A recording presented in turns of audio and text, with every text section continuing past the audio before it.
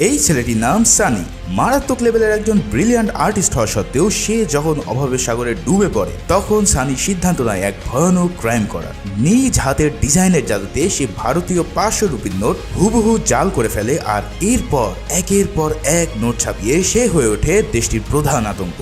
কিভাবে সানি এই জাল টাকার নোট একদম পারফেক্ট ভাবে বানিয়েছিল আর শেষ পর্যন্ত সে কোন লেভেলে চলে যায় এটা জানতে হলে তোমাকে দেখতে হবে এই বছরে অ্যামাজন প্রাইমে রিলিজ হওয়া ওয়েব সিরিজ ফার্জির এক্সপ্লেনেশন।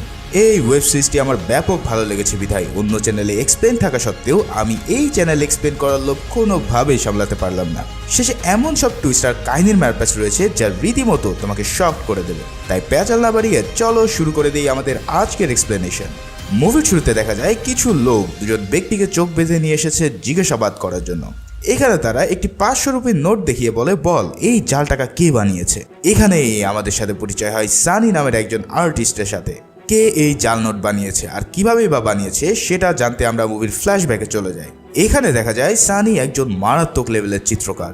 যে কোনো ধরনের পেন্টিং সে মুহূর্তের মধ্যে হুবহু নকল করতে পারে। ভ্যান গো থেকে শুরু করে লিওনার্দো দা ভিঞ্চি সবার পেন্টিং সে নকল করতে একদম ওস্তাদ। কিন্তু এই জামানায় এমন আর্টিস্টের কি আর কদর আছে? তাই সে এসব কপি পেন্টিং খুব কম দামে সেল করে নিজের জীবিকা চালায়। এখানে আমাদের সাথে পরিচয় হয় সানির একমাত্র জিগরি দোস্ত ফিরোজের সাথে। এবার চলো এদের সম্পর্কে একটু বিস্তারিত জেনে নিই। সানি এবং ফিরোজ ছোটবেলা থেকেই বন্ধু। সেই পিচ্চিকাল থেকেই সানি আঁকা আঁকিতে খুব ভালো ছিল, কিন্তু একদিন তার বাবা রেল স্টেশনে সানিকে রেখে পালিয়ে যায়। সেখানেই সানির সাথে পরিচয় হয় ফিরোজের। ফিরোজেরও আপন বলতে কেউই ছিল না, তাই তারা দুজন মিলে স্টেশনের প্ল্যাটফর্মে আঁকা আঁকি আর টুকটাক কাজ করে নিজেদেরকে চালিয়ে নিতে থাকে। সানির আপন বলতে এখন কেবল তার নানাই বেঁচে ছিল, যদিও তার নানার সাথে সানির কখনোই দেখা হয়নি। একদিন খোঁজ পেয়ে তার নানা সানিকে খুঁজতে স্টেশনে চলে আসে। সেখানে তার নানা সানিকে পেয়ে গিয়ে তাকে নিয়ে চলে আসে, আর সেই সাথে সানি তার নানাকে অনুরোধ করে ফিরোজকে যেন তার সাথে নেওয়া হয়। নানা রাজি হয়ে গেলে ফিরোজ ও সানি দুজন মিলে নানার সাথে বড় হওয়া শুরু করে। এখানে সানির নানাও কিন্তু ছিল একজন ভালো আর্টিস্ট, সেই সাথে তার ক্রান্তি নামে একটা পত্রিকা ছিল। এখানে এসে সে সানিকে আরো ভালো করে আর্ট শেখাতে থাকে আর ফিরোজকে প্রিন্টিং মেশিনের উপর এক্সপার্ট বানাতে থাকে। দুজনেই এই দুই জায়গায় নিজেদের সেরা দিয়ে ক্রান্তি পত্রিকা চালাতে থাকে। কিন্তু এই ইন্টারনেটের যুগে এখন আর কেউ কাগজের পত্রিকা পড়ে না দেখে দিন দিন ক্রান্তি পত্রিকার বেচাকেনা একদম বন্ধ হয়ে যায়, আর পুরো পত্রিকা অফিস পাহাড় সমান ঋণের মধ্যে ডুবে যায়। যাদের কাছ থেকে ধার নেওয়া হয়েছিল সবাই তাদের টাকা 2 মাসের মধ্যে ব্যাক দেওয়ার আলটিমেটাম দিলে সানির নানা পত্রিকা অফিস বিক্রি করে দেওয়ার সিদ্ধান্ত নেয়। কিন্তু সানি আর ফিরোজ বলে যেভাবেই হোক আমরা এই পাওনা টাকা পরিশোধ করে ক্রান্তি পত্রিকাকে আবার জীবিত করব। তারা দুজনেই সেই পাওনাদারের কাছে সময় চায়, কিন্তু তারা আর কোনো সময় দিতে রাজি হয় না। সানি অনেক অনুরোধ করতে থাকে, কিন্তু সব চেষ্টা বৃথা হয়ে যাওয়ার কারণে সানি এবার ভাবতে থাকে কিভাবে এই দেনা শোধ করা যায়। তারা নিজেদের সব কিছু বিক্রি করার জন্য লিস্ট করতে থাকে, কিন্তু সব বিক্রি করলেও তাদের প্রয়োজনের 10 ভাগ টাকাও তারা ম্যানেজ করতে পারে না। এই সব দেখে ফিরোজ এবার আনিস নামের এক ফ্রেন্ডকে বিস্তারিত খুলে বলে। যেহেতু সানি যে কোনো কিছু নকল ডিজাইন মুহূর্তেই করতে পারে, তাই সে এক কপি ব্যবসায়ী যার নাম মানজা তার কাছে নিয়ে আসে। এই মানজা যে কোনো ব্র্যান্ড রিলিজ হওয়ার সাথে সাথেই তার ফার্স্ট কপি বাজারে সেল করা শুরু করে। এখানে মানজাকে সানির কথা বললে সে জানায় কোনো সমস্যা নেই, সানিকে দিয়ে সে কাজ করাবে। কিন্তু ওদিকে সানির মাথায় অন্য খেলা খেলতে থাকে। তার কথা হচ্ছে এইভাবে টাকা জোগাড় করতে করতে কয়েক বছর লেগে যাবে তাদের। তাই সে নিজ হাতে 500 রুপির ডিজাইন স্কেচ করে ফিরোজকে দেখিয়ে বলে এই সব ছাড়, চল আমরা ডিরেক্ট টাকা বানানো শুরু করি। ফিরোজ এই ডিজাইন দেখে বলে ভাই তোর কি মাথা খারাপ হয়ে গেছে? আমরা এই ঝামেলার জন্য ইল্লিগাল কাজে জড়িয়ে যাব, আর পুলিশ একবার যদি আমাদেরকে ধরতে পারে তাহলে আজীবনেও আমরা জেল থেকে বের হতে পারবো না। এছাড়া টাকা বানানো কি এত সোজা যে স্ক্যান করে প্রিন্ট করলে আমার হয়ে গেল? তখন সানি বলে আরে এই নোট তো কোনো রক্তে মাংসের মানুষই বানিয়েছে, তাই না? দেখ আমি আর্ট ও ডিজাইন এক্সপার্ট, আর তুই প্রেস মেশিনে। তোর চেয়ে ভালো কাগজ কালি প্রেস মেশিনের কাজ এই অঞ্চলে আর কেউ করতে পারে না। তাই আমরা দুজন মিলে যদি ট্রাই করি নিশ্চিত এই ফেক নোট বানাতে পারবো। আর যা আমরা জানি না তার জন্য তো ইউটিউব রয়েছে। এই সব শুনে ফিরোজও কনভিন্স হয়ে যায় আর তারা শুরু করে জাল টাকা বানানোর মিশন। ইতিমধ্যে সানি পুরো নোটের উপর রিসার্চ করে ফেলেছে। 2006 সালের নভেম্বর মাসে ভারত সরকার 500 ও 1000 টাকার নোট ডিমনিটাইজ করে এক নতুন 500 ও 2000 টাকার নোট বাজারে ছাড়ে। আগের নোটের চেয়ে এই নতুন ডিজাইনের নোটে তারা হিউজ ডিজাইনের পরিবর্তন করে এবং সিকিউরিটি ফিচার অ্যাড করে। ডিজাইনের মাঝখানে রয়েছে মহাত্মা গান্ধীর পেন্টিং পোর্ট্রেট, ডান দিকে সেম পোর্ট্রেটের ইলেকট্রোটাইপ ওয়াটারমার্ক। এছাড়াও এখানে আছে কালার শিফটিং সিকিউরিটি থ্রেড, আর নিচে আছে কালার চেঞ্জিং কালিতে 500 রুপি লেখা। এর বাইরেও রয়েছে মাইক্রো লেটারের অসংখ্য ডিজাইন। গান্ধীজির কলারে রয়েছে ভারত ইন্ডিয়া লেখা মাইক্রো লেটার, যা হাই রেজলিউশন স্ক্যানার দিয়েও কপি করা সম্ভব না। কোনো ধরনের পূর্ব অভিজ্ঞতা ছাড়া এমন ডিজাইন করা যেন তেন কথা না, কিন্তু তাই বলে অসম্ভব না। এর জন্য কম্পিউটার নয়, প্রয়োজন হাতের ডিজাইন। আর ডিজাইন কপিতে সানি তো ছোটবেলা থেকে এক্সপার্ট, তাই সে বেশ কয়েকদিন ধরে প্রতিটা পার্ট নিজ হাতে আঁকতে থাকে এবং একটি খসড়া ডিজাইন করে ফেলে। ডিজাইন তো হয়ে গেল, এবার পালা প্রিন্টিংয়ে। আর প্রিন্টিংয়ে বস ফিরোজ তো রয়েছে। প্রিন্টিংয়ের জন্য প্রথম একটি দরকার মাস্টার ডাই, সেখান থেকে ডিজাইন কপি করে সেটাকে ফিক্স করা, আর এরপর করতে হয় ফ্র্যাকশন। এবার সেটাকে হাই এন্ড প্রিন্টিং দেওয়ার জন্য দেওয়া হয় ট্রিট, এবং পারফেক্ট রেজাল্ট করার জন্য করতে হবে বেক। এরপর পুরোটা ক্লিন করলেই মিলে যাবে ফাইনাল প্রিন্টিং ডাই। এবার তার উপরে কালার করার পালা, কিন্তু তাদের কাছে রয়েছে পুরাতন আমলের প্রিন্টার, যেটা মাত্র একবারে একটা কালি প্রিন্ট করতে পারে। তাই তারা 4টি কালিকে 4বার প্রিন্ট করে সেই কাজ সেরে নেয়। প্রিন্টিংয়ের পর শুরু হয় কাটিং। এখানেও পুরাতন আমলের ম্যানুয়াল কাটিংয়ের জন্য তাদেরকে হাত দিয়েই সেই কাজটি সেরে নিতে হয়। এরপর তারা মাত্র 10 টাকা দিয়ে কালার শিফটিং পেপার কিনে নিয়ে আসে, আর সেটাকে সিকিউরিটি স্ট্রিপ হিসেবে চালিয়ে দেয়। এখন প্রয়োজন সিরিয়াল নাম্বার বসানো। একই নম্বর সব নোট হলে তো বিপদ, তাই ফিরোজ প্রতিটা নোটের জন্য আলাদা আলাদা সিরিয়াল নাম্বার বসাতে থাকে। আর এরপরেই তাদের এই ফেক নোট এবার পারফেক্ট আসল নোটের মতন দেখাতে শুরু করে। কিন্তু এভাবে একদম প্লেন নোট দোকানদারের কাছে দিলে সন্দেহ হতে পারে বিধায় সানি সেই নোটটিকে মুচড়ে চায়ের মধ্যে চোবায়, আর পরে সেগুলোকে শুকিয়ে তৈরি করে ফেলে কাঁচা হাতের পাকা নোট। এবার পালা এই ফেক নোট চালানোর টেস্টিং। ফিরোজ একটি 500 রুপির নোট নিয়ে চলে যায় লিকুয়ার শপে বিয়ার কেনার জন্য, কিন্তু সেই দোকানদার এই নোটটি হাতে নিয়ে পরীক্ষা করতেই বুঝে ফেলে যে এটা একটা জাল নোট। ফলে সবাই মিলে তাদেরকে দৌড়ানি দিলে সানি ও ফিরোজ কোনো রকম সেই যাত্রায় নিজেদেরকে বাঁচাতে সক্ষম হয়। প্রেসে ফিরে এসে তাদের বানানো সব নোট পোড়াতে থাকে, কিন্তু সানি ঠিকই বের করে ফেলে যে এই আসল নোট যতই পারফেক্ট ডিজাইনের হোক না কেন, তা যদি আসল নোটের মতন হাতে নিয়ে ফিল না হয় তাহলে কট খেয়ে যেতেই হবে। কারণ মানুষ প্রতিনিয়ত নোট হাতে নিতে নিতে তাদের ব্রেনে অটো সেট হয়ে গিয়েছে যে আসল নোটের ফিল কেমন। তাই এখন কাজ হচ্ছে এমন পেপার খুঁজে বের করা যেটা আসল নোটের পেপারের মতন ফিল দেবে। দুজনে এবার বিভিন্ন জায়গায় গিয়ে খোঁজা শুরু করে সেই টাইপের কাগজ, কিন্তু কোনোভাবেই তারা আসল নোটের পেপারের মতন কাগজ খুঁজে পায় না। অবশেষে সানি একটি ম্যাগাজিনে 2 পাতা এক করার পর আসল নোটের মতন ফিল পায়, আর তারা বুঝে ফেলে যে এই 2টা কাগজকে জোড়া দিয়ে তারা নোট বানালে সেটা আসল নোটের মতন হয়ে যাবে। এবার তাদের প্ল্যান হলো এই পেপার দিয়ে একটাতে ফ্রন্ট ডিজাইন আর অন্যটিতে ব্যাক ডিজাইন করে দুটোকে জোড়া দিয়ে একটি নোট বানানো, যেটাকে বলা হয় স্যান্ডউইচ নোট। এর বাইরে কালার শিফটিং ইফেক্ট দেওয়ার জন্য তারা মেটালিক ইঙ্ক ও নর্মাল ইঙ্কের কম্বিনেশন করে সেই কাজটিও সেরে ফেলে। আর নোটটাকে কড়কড়ে করার জন্য এবার তারা ল্যাকার কোটিং ব্যবহার করে, ফলে এই নোটটি এবার হয়ে যায় একদম আসল নোটের মতন কড়কড়ে। একদম শেষে তাদের সেই চায়ে চোবানো ফর্মুলা ব্যবহার করে এই জাল নোট বানানোর ফর্মুলা শেষ করে। এই নতুন জাল টাকা নিয়ে আবারও দুজন হাজির হয়ে যায় অন্য একটি দোকানে সিকড়া কেনার জন্য। ভয়ে ভয়ে সানি নোটটি দোকানদারের কাছে দেয়, আর ফিরোজ পিছন থেকে তার হাত ধরে থাকে যাতে যে কোনো সময় এক টান দিয়ে সে ভেঙে যেতে পারে। কিন্তু এবার তাদের বানানো নোটটি দোকানদারকে ফাঁকি দিয়ে দেয়, আর ফেক নোটের বিনিময়ে তারা পেয়ে যায় 1 বোতল বিয়ার। এই অসামান্য সফলতার পর দুজনেই পুরাই হয়ে পাগলের মতন ড্যান্স করতে থাকে, আর অবশেষে তারা আসল উপায়ে নকল টাকা বানাতে সক্ষম হয়। মুভির সিন এবার শিফট হয় নেপালে। এখানে মাইকেল নামের একজন স্পেশাল পুলিশ ইন্সপেক্টরের সাথে আমাদের পরিচয় হয়, যে কিনা মনসুর দালাল নামের ইন্ডিয়ার সবচেয়ে বড় কাউন্টার ফিটিং মানে জাল টাকার হোতাকে ধরতে এসেছে।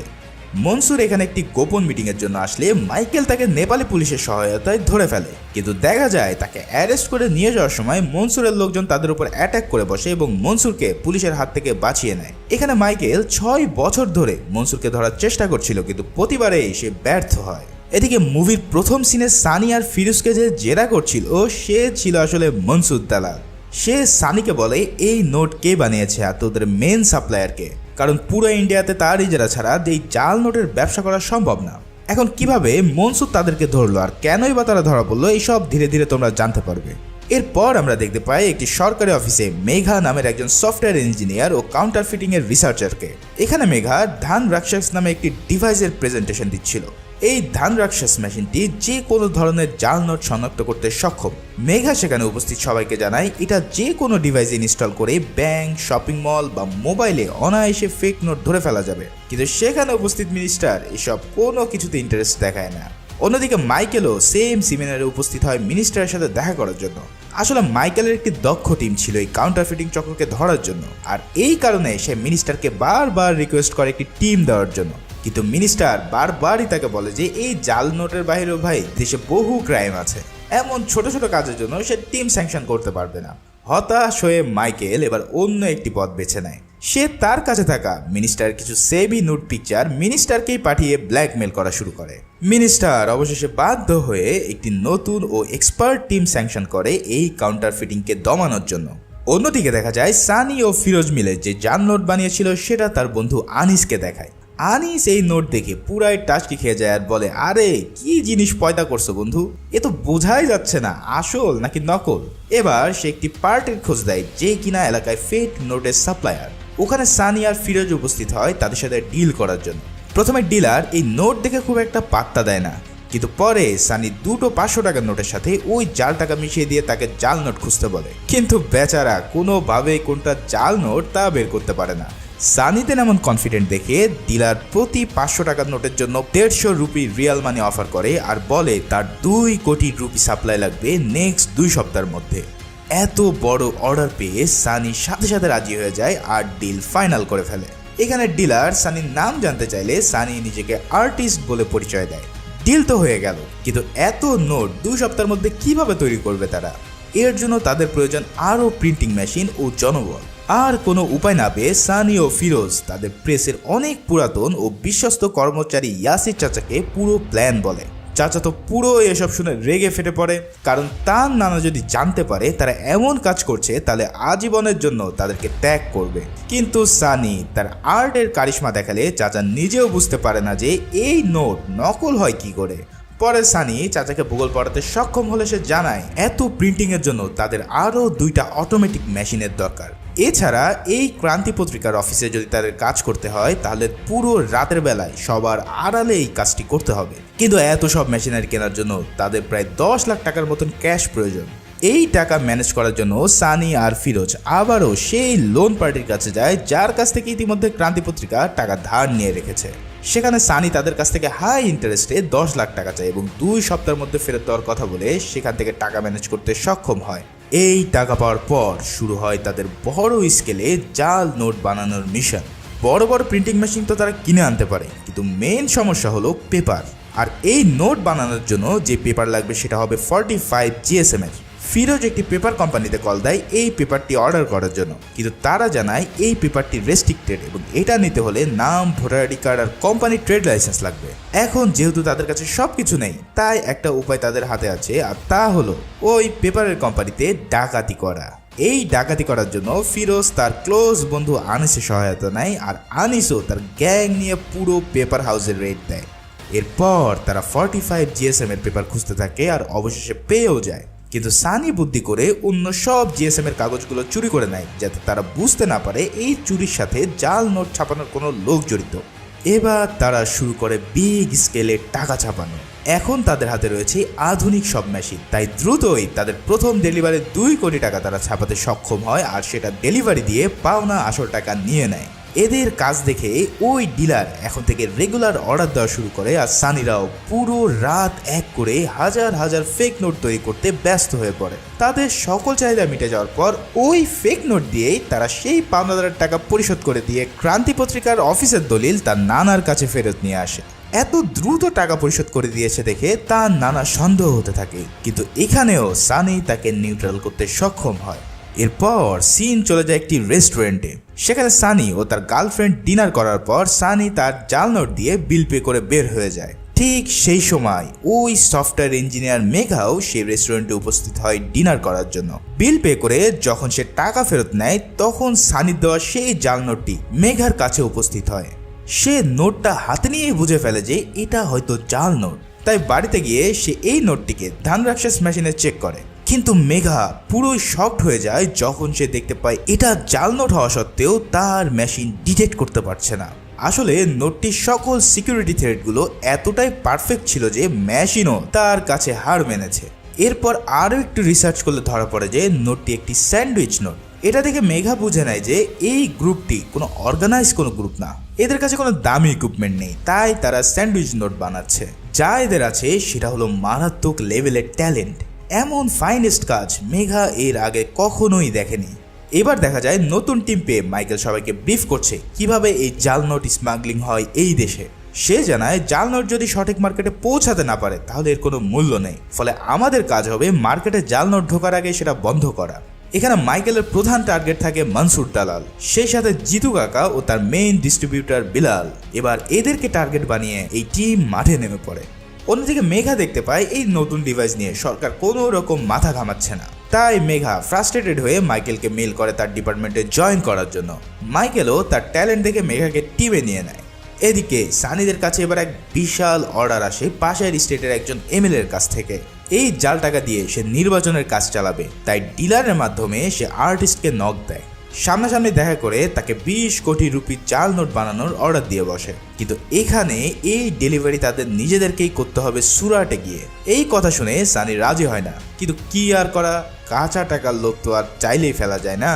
এবার এত বড় অর্ডারের জন্য ইয়াসির চাচার কাছে আসলে সে বলে আমাদের কাছে এত নোট ছাপানোর জন্য পেপার নেই, তাই সেই 45 GSM এর পেপার তাদের এখন খুব প্রয়োজন। এখন বারবার তো আর ডাকাতি করা যায় না, তাই না? তাই এবার তারা একজন মৃতপ্রায় লোককে ধরে নিয়ে এসে তার নামে কোম্পানির রেজিস্ট্রেশন করে এবং লিগ্যালভাবে পেপার কিনে কাজ শুরু করে দেয়। ওদিকে দেখা যায় মেঘা এই অফিসে জয়েন করেছে ঠিকই, কিন্তু তার হাতে কোনো কাজ নেই। এবার মেঘা সানির বানানোর নোটটি মাইকেলকে দেখিয়ে বলে, স্যার এই নোটটি যে বানিয়েছে সে একজন টপ নচ আর্টিস্ট, তার কাছে যদি ভালো কোনো প্রিন্টিং টেক থাকে তাহলে সে আমাদের জন্য হুমকি হতে পারে। কিন্তু মাইকেল বিষয়টাকে খুব একটা গুরুত্ব দেয় না, তার কথা আগে মনসুরকে ধরতে হবে। কিন্তু এইসব শুনেও মেঘা দমে যায় না। সে ওই রেস্টুরেন্টের চারিপাশে যত প্রিন্টিং কারখানা আছে তা লিস্ট বের করে নিজ উদ্যোগে একটি রেড পরিচালনা করে মাইকেলের কোনো পারমিশন ছাড়াই। বিভিন্ন প্রেস খুঁজতে খুঁজতে সে এসে পড়ে সানিদের প্রেসে। সানিরা তখন প্রেসের মধ্যে টাকা ছাপানোর কাজে ব্যস্ত ছিল। বাইরে পুলিশ দেখে ইয়াসির চাচা কোনো রকম তাদেরকে দেরি করাতে থাকে, আর ভিতরে সানি ও ফিরোজ মিলে পুরো প্রেস ক্লিনিং এর কাজ করতে থাকে।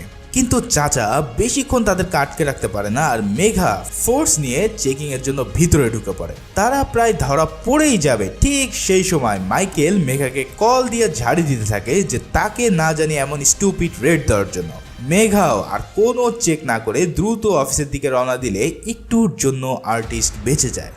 এবার নোট ছাপানো হয়ে গেলে ফিরোজ আর সানি একটি গাড়ি নিয়ে বের হয়ে পড়ে সুরাটের উদ্দেশ্যে। পথের মধ্যে তাদের গাড়িতে পুলিশ রেড দিয়ে বসে, কিন্তু আগে থেকেই সানি প্ল্যান করে কিছু মদের বোতল গাড়িতে রেখে দেয় যাতে পুলিশ মদের বোতল দেখে ওটা নিয়েই ক্যাচাল করে। হয়ও ঠিক তাই, বিদেশি মদের বোতল ক্যারি করার জন্য তাদের কাছে 30,000 টাকা নিয়ে পুলিশ ছেড়ে দেয়, আর তারাও হাসতে খেলতে জাল নোট ক্লায়েন্টের কাছে পৌঁছে দেয়। এমন সফলতার পর তারা আনন্দে পার্টি করতে থাকে, কিন্তু এই আনন্দ কিছুক্ষণের মধ্যেই বিলীন হয়ে যায় যখন তারা দেখতে পায় তাদের নানা ইতিমধ্যে এই কুকর্ম জেনে গিয়েছে। তার নানা প্রচুর কষ্ট পায় এবং রাগ করে সানি ও ফিরোজকে এই ক্রান্তি প্রেস থেকে বের করে দেয়।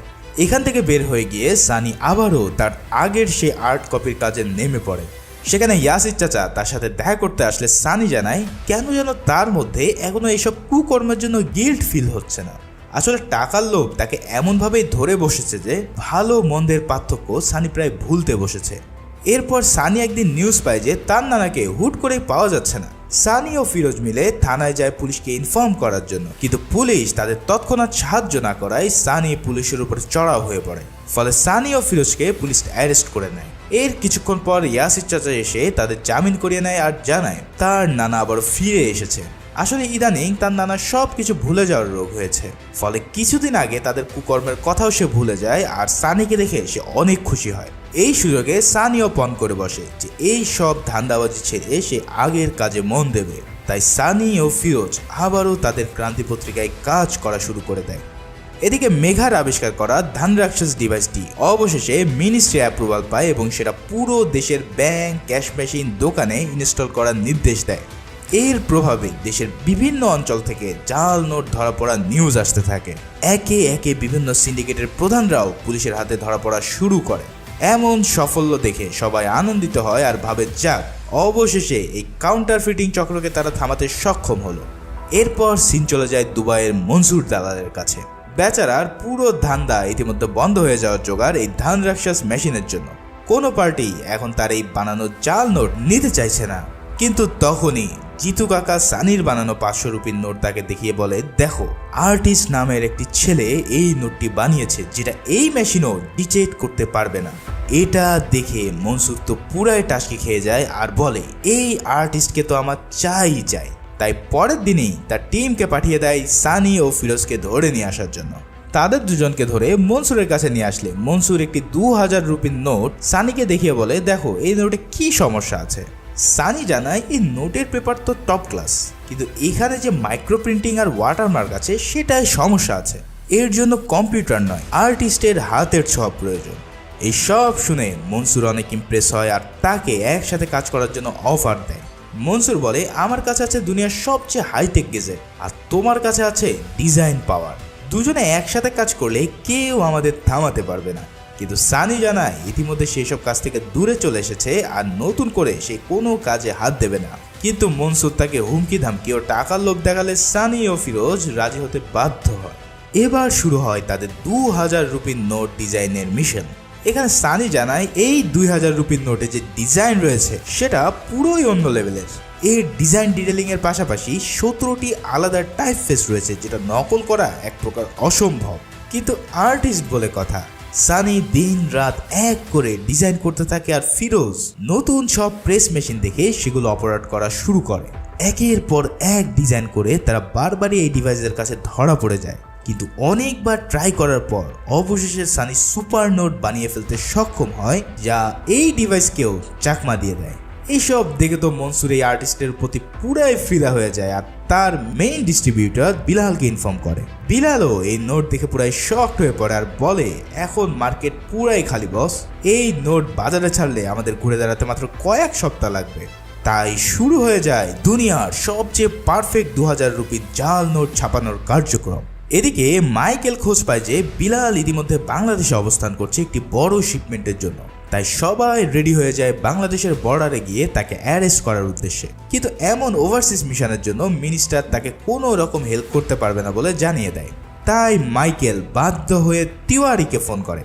এখন তোমাদেরকে বলে রাখি, এই তিওয়ারি হচ্ছে ফ্যামিলি ম্যান নামের একটি সিরিজের ক্যারেক্টার। আসলে দ্য ফ্যামিলি ম্যান এবং ফার্জি ওয়েব সিরিজের মধ্যে একটি ইন্টারনাল কানেকশন আছে। ফলে তিওয়ারি একটি আনঅথরাইজ মিশন ক্রিয়েট করে দেয় মাইকেলের জন্য। এখানে বাংলাদেশের বিজিবি জানায় তারা মাইকেলকে নো ম্যানস ল্যান্ডের বাইরে ঢোকার অনুমতি দিতে পারবে না। কিন্তু দেখা যায় বিলাল বুঝে ফেলে তাকে ধরার জন্য সবাই ফাঁদ পেতে রেখেছে, তাই সে বর্ডারে না গিয়ে ব্যাক করতে থাকে। এটা বুঝে ফেলে মাইকেল বিজিবির অর্ডার অমান্য করে তার মিশন স্টার্ট করে দেয় আর অনেক খড়িকাঠি পুড়িয়ে বিলালকে ধরতে সক্ষম হয়।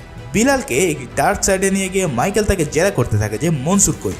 কিন্তু বিলাল যথারীতি স্বীকারোক্তি না দিলে তার পায়ে গুলি করে দেয় মাইকেল। ফলে জীবন বাঁচানোর তাগিদে বিলাল সব বলতে রাজি হয়ে যায়। বিলালের কাছ থেকে পাওয়া জাল নোট নিয়ে ওই ডিভাইসে চেক করতে গিয়ে মাইকেলের মাথা পুরোই ঘুরতে থাকে, কারণ এই নোট যে জাল সেটা কোনোভাবেই ধান রাক্ষস ডিটেক্ট করতে পারছে না। তার মানে এই নোট দেশে ঢোকার আগেই মনসুরকে যেভাবেই হোক থামাতে হবে। অন্যদিকে মনসুরের কাছে খবর চলে আসে যে বিলাল আটকা পড়েছে। এখন এই প্ল্যানে বিলালের রিপ্লেসমেন্ট লাগবে, তাই সে সরাসরি ইন্ডিয়া চলে আসে সানিকে বিলালের রিপ্লেসমেন্ট হিসেবে জয়েন করানোর জন্য। সানি এতে রাজি হয়, কিন্তু ইয়াসির চাচা তাকে বারবার মানা করতে থাকে যে মনসুরের সাথে না যাওয়ার জন্য। এখানে সানিকে অনেক উগ্র দেখায়, কারণ টাকার লোভ এখন তার পা থেকে মাথা পর্যন্ত জমে গিয়েছে।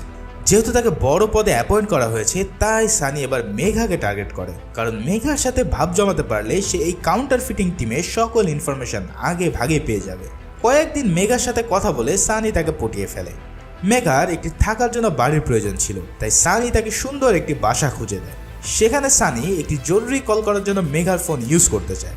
মেঘা তার ফোন সানিকে দিলে সানি সেখানে ম্যালওয়্যার ইনস্টল করে দেয়, যাতে এখন থেকে সে মেঘার ফোনে যত কল রেকর্ড, SMS বা ছবি থাকবে সব কিছুর অ্যাক্সেস নিতে পারে। একদিকে সে প্রেমিক সেজে মেঘার সাথে ডেটিং মারে, আর অন্যদিকে তার টিমের সকল খবর সানি আগে ভাগেই পেয়ে যাওয়া শুরু করে দেয়। এদিকে বিলালকে দেখা যায় সে সব কিছু স্বীকার করছে, কিন্তু সানি মানে আর্টিস্টের এক্স্যাক্ট ডিটেলস সে দিতে পারে না। তখন বিলাল তার এক ক্লোজ চামচাকে গুপ্তচর বানায়, যাতে মনসুরের ওখানে কি হচ্ছে সেটা যেন মাইকেলকে সে দিতে পারে। এভাবে বিলাল একটা মেসেজ পায়, আর সেখানে বলা হয় এবার 12,000 কোটি টাকার এক বিশাল বড় জাল নোট ইন্ডিয়াতে আসতে চলেছে। এটা শুনে তো মাইকেলের মাথা পুরোই ঘুরে যায়, কারণ এত টাকা যদি ইন্ডিয়ায় ঢুকে পড়ে তাহলে এই দেশের অবস্থা পুরোই খারাপ হয়ে যাবে। তাই পুরো টিমকে হাই অ্যালার্ট করে দেওয়া হয়। সবাই ইন্ডিয়ার প্রতিটি বর্ডারে নজরদারি করতে থাকে। এদিকে সানি মেঘার কাছ থেকে ইনফর্ম পায় যে কোন এলাকায় আজকে রেড হবে, আর অন্যদিকে বিলালও তার ইনফরমার দিয়ে খোঁজ পায় যে মনসুর এই নোট দেশের কোন অংশ দিয়ে নিয়ে আসার প্ল্যান করছে। এভাবে দুই পক্ষের খবর বারবার লিক হয়ে যাচ্ছে দেখে সানি মনসুরকে বলে আমাদের মধ্যে নিশ্চয় কেউ গোপনে সব তথ্য ফাঁস করছে। আর অন্যদিকে মাইকেলও তার টিমের সবার মোবাইল ফোন সিজ করে চেক করতে থাকে যে কার কাছ থেকে ইনফরমেশন লিক হচ্ছে, কিন্তু মেঘার ফোন চেক করেও মাইকেল কিছুই বের করতে পারে না। এভাবে অনেক চোর পুলিশ খেলার পর খালি মনসুর আর সানি মিলে একটি প্ল্যান করে যে তারা তর্জনস নামের একটি পোর্ট দিয়ে এই বিশাল টাকা দেশে নিয়ে আসবে, যেটা আর্মস ডিলাররা অস্ত্র প্রচারের জন্য মাঝে মাঝে ব্যবহার করে থাকে। যেহেতু টাকার পরিমাণ 12,000 কোটি, তাই এত নোটের জন্য বিশাল বড় কার্গো প্রয়োজন। তাই এবার তারা বুদ্ধি করে দেশের বিভিন্ন অঞ্চল দিয়ে 1 কোটি 5 কোটি টাকা পাচার করতে থাকে, যাতে করে সেগুলো ধরা খেয়ে যায়। আর সবাই ভাবে তারা কোনোভাবেই দেশে টাকা নিয়ে আসতে পারছে না। এমন করে পুলিশদেরকে বিজি রাখে এই টিম। আর সানি ও ফিরোজ মিলে একটি শিপে করে এই জাল নোট নিয়ে দুবাই থেকে রওনা দেয় দেশের উদ্দেশ্যে। কিন্তু পোর্টে নোঙ্গর করার আগেই তারা জেনে যায় যে এখানেও পুলিশ চেকিং করছে, ফলে এদিকে ঢোকার পথও বন্ধ হয়ে আছে। তাই অনেক বুদ্ধি করে তারা একটি প্ল্যান করে ফেলে। প্রথমে তারা এই পুরো টাকার কন্টেনারে একটি জিপিএস সেট করে তা মাঝ সমুদ্রে ফেলে দেয় আর খালি জাহাজ পাঠিয়ে দেয় মুম্বাইয়ের সি পোর্টের দিকে। পুরো দেশ যখন এই ভৌতিক জাহাজ নিয়ে ব্যস্ত, তখন অন্য একটি টিম পানি থেকে সেই কন্টেনার তুলে আনে। আর অবশেষে পুরো 12,000 কোটি টাকা অক্ষত অবস্থায় মনসুরের গোডাউনে নিয়ে আসতে তারা সক্ষম হয়। এই অভাবনীয় সফলতার পর সানি ও ফিরোজ তাদের ল্যাভিশ জীবনযাপন করতে থাকে। মদ পার্টি এসব করে তাদের দিন ভালোই কাটছিল। এদিকে সানির মনে হয় যে যেহেতু সব কাজ শেষ, তাই সে মেঘার ফোন থেকে ওই ম্যালওয়্যারটি ডিলিট করে দেয়। এখানে মেঘা সানিকে কিছু জাল নোটের কালেকশন দেখায়। সেখানে পৃথিবীর সব ভয়ানক জাল নোট দেখিয়ে মেঘা বলে এরা যতই এক্সপার্ট হোক না কেন একদিন না একদিন ধরা পড়েই যায়, কারণ আর্টিস্ট সবসময় তার নিজের আইডেন্টিটি এই আর্টের মধ্যে লুকিয়ে রাখে, আর এটাই তাদের মেইন উইকনেস। এখানে সানির তৈরি 500 রুপির নোট দেখিয়ে মেঘা বলে যে এটা আমার সবচেয়ে ফেভারিট একটি কাজ। তখন সানি মনে মনে আরও বেশি ইন্সপায়ার্ড হয়ে পড়ে। এবার মাইকেল মিনিস্টারের কাছে গিয়ে পুরো 12,000 টাকার কাহিনী বললে সে পুরোই ভরকে যায়। কিন্তু মিনিস্টার বলে তোমাদের তো মেশিন রয়েছে, সেটা দিয়ে তো ডিটেক্ট করা যাবে তাই না? কিন্তু মেঘা জানায় এই সুপার নোট এতই পারফেক্ট যে এটাকে এই ডিভাইসও ডিটেক্ট করতে পারছে না। এই নোট নকল কিনা এটা ডিটেক্ট করার একমাত্র উপায় হচ্ছে এটাকে পুড়িয়ে ফেলা, কারণ এই নকল নোট পোড়ালে সেটাতে লাল রঙের আগুনের শিখা জ্বলবে। এই সব দেখে মিনিস্টার এবার মহা ঝামেলায় পড়ে যায়। সে জানায় যেভাবেই হোক ইলেকশনের আগে এই নোট ডিস্ট্রিবিউশন তাদের থামাতেই হবে। অন্যদিকে এত বেশি পরিমাণ নোট হওয়ার কারণে দিনের পর দিন পার হয়ে গেল সেগুলো খুব একটা বেশি ডিস্ট্রিবিউট করতে পারে না সানি আর ফিরোজ। এসব দেখে মনসুর তাদের উপর ঝাড়ি মারা শুরু করে দেয়, কারণ দ্রুত ডিস্ট্রিবিউট না করতে পারলে যে কোনো সময় তারা কট খেয়ে যাবে। সানি ছোট ছোট অনেক জায়গায় ডিস্ট্রিবিউট করতে থাকে, কিন্তু সেটা পুরো টাকা 10 ভাগের 1 ভাগও না। এদিকে মেঘা একদিন সব নোট ভালো করে পরীক্ষা করে জানতে পারে যে সেই আগের 500 রুপি আর এবারে 2000 রুপির সুপার নোট সেম একজন ডিজাইন করেছে। সে ভালো করে পরীক্ষা করে দেখেছে যে দুটো নোটেই খুব সূক্ষ্মভাবে ইংরেজি হরফে এস লেখা রয়েছে, যেটা এই আর্টিস্টের একটি সিগনেচার মার্ক। তার মানে অনেক আগেই যাকে ছোট জাল নোট বানানোর জন্য টিম ইগনোর করেছিল, এবার সেই 12,000 কোটি টাকার কারসাজি করছে। এখানে মেঘা আরও জানায় এই 500 রুপির নোট কিছুদিন আগে সুরাটের এক এমএলএর বাড়িতে রেড দিয়ে পাওয়া গিয়েছে। যদি তাকে জিজ্ঞাসা করা যায় তাহলে হয়তো এই মেন হোতাকে আমরা পেয়ে যাব। এই সব শুনে মাইকেল সোজা চলে যায় সুরাটের এমএলএর কাছে। সেখানে গিয়ে মাইকেল তাকে এই জাল নোটের মামলা থেকে রেহাই দেওয়ার অফার দেয়। বিনিময়ে সে ওই নোটের কারিগরের হদিস চায়। এমএলএ রাজি হয়ে যায়, কিন্তু এই মামলা খারিজ করার জন্য মন্ত্রী পরিষদের হাত লাগবে। কিন্তু মিনিস্টার তো আর এটা সোজা আঙ্গুলে করবে না, তাই মাইকেল বুদ্ধি করে মিডিয়াকে এই 12,000 কোটি টাকার জাল নোটের খবর লিক করে দেয়। ফলে মিনিস্টার এবার ব্যাপক গ্যাড়াকলে পড়ে যায় আর বাধ্য হয় সুরাটের এমএলএকে মামলা থেকে খারিজ করে দেওয়ার জন্য। বিনিময়ে সে আর্টিস্টকে জীবিত অ্যারেস্ট করতে চায়। এখন সুরাটের এমএলএ তো মহা খুশি, তাই সে ওই ডিলারকে কল দিয়ে বলে আর্টিস্টের সাথে কানেক্ট করে দিতে, কারণ বিশাল এক অর্ডার আছে। ডিলার ফিরোজকে 100 কোটি টাকার অর্ডার দেয় এবং বলে এই ডেলিভারি স্বয়ং আর্টিস্টের উপস্থিতিতে করতে হবে।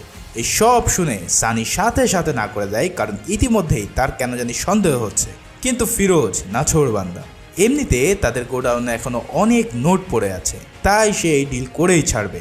বন্ধুত্বের খাতিরে সানিকেও বাধ্য হতে হয় এই ডিল ফাইনাল করার জন্য। ফিরোজ কি আর জানে তাদের কপালে কি ঘটতে যাচ্ছে সামনে। এবার পুরো ইউনিট এক বিশাল জাল সেট করে তাদেরকে ধরার জন্য। তাদের এই টাকা ডেলিভারি করার কথা একটি শপিং মলে। সেখানে মাইকেলের টিম আগে থেকে পুরো প্রস্তুতি সেরে ফেলে। প্ল্যান হয় মেঘা যাবে ডিল করার নকল টাকা নিয়ে আসতে, আর বাকিরা সবাই তাদেরকে ক্যাচ করবে।